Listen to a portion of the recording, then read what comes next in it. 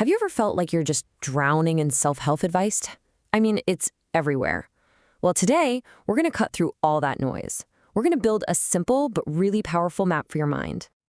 It really is a jungle out there, isn't it? You've got gurus, books, podcasts, all pulling you in a million different directions. And honestly, a lot of the advice feels like it completely contradicts itself. On one hand, you hear this huge, sweeping command, right? Find your purpose. Which sounds great, but how? I mean, what does that actually look like for me on a Tuesday afternoon? It just feels so abstract, almost impossible to grab onto. And then, just when you're wrestling with that, someone tells you to heal your inner child. Again, it sounds deep and important, but what are the actual steps? It kind of feels like you need a degree in psychology just to figure out where to begin.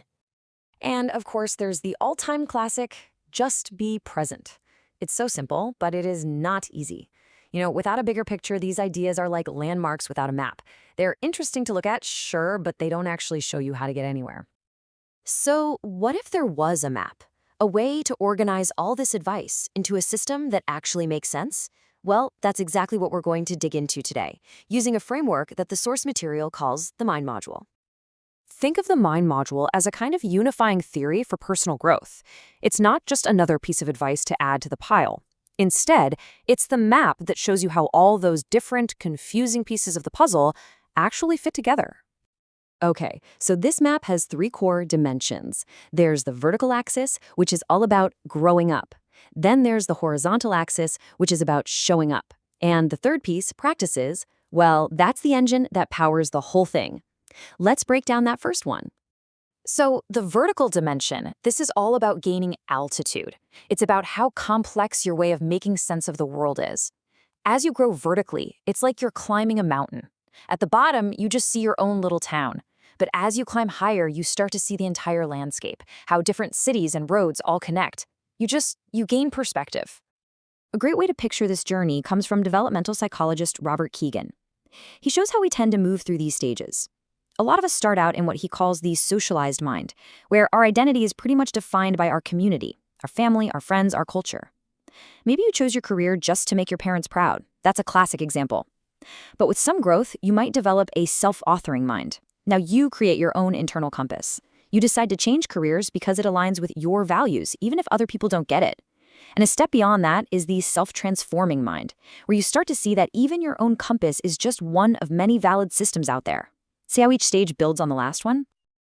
Okay, so if vertical growth is about gaining altitude, the horizontal dimension is about the unique terrain you're standing on right now. It's your personality, your unique style, your patterns of thinking and feeling. It's how you show up no matter what altitude you're at. A really popular horizontal map is the Enneagram personality system. Just take a look here. You can see how different types have totally different drivers. The achiever is motivated by success because they're terrified of being seen as worthless. Meanwhile, the peacemaker is all about harmony because they're afraid of conflict. See? Neither one is better or worse, but understanding your own personal terrain, well, that's a game changer. So now we've got our map, right? The vertical and the horizontal dimensions. But here's the thing. A map doesn't actually move you anywhere. You need an engine. How do we actually climb that vertical ladder or learn to navigate our horizontal terrain a little better? And this brings us to the absolute core of it all. This is the master key to growth. But to really get it, we first have to understand what subject and object mean in this context. Okay, so when something is subject, you're completely inside of it. You can't see it because it is your seeing. It's like the glasses you're wearing. You're looking through them and you just think that's reality. But when you make something object, it's like you take the glasses off. Now you can actually look at the glasses themselves, examine the lens, and decide if you even want to keep using them. And that's really the practical takeaway here. This is it. If your fear of failure is subject, it just runs your life and you don't even know it.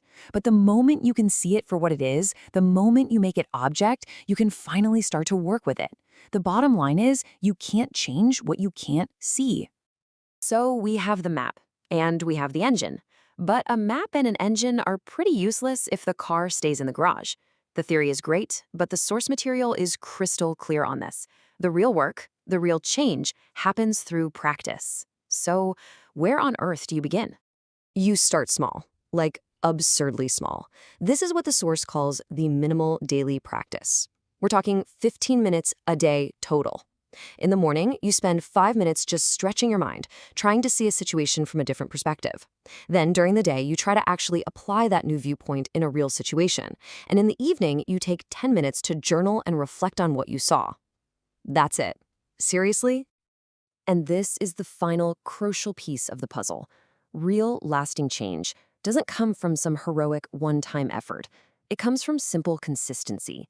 5 minutes of real, genuine practice every single day will create way more transformation than a flashy weekend retreat ever could.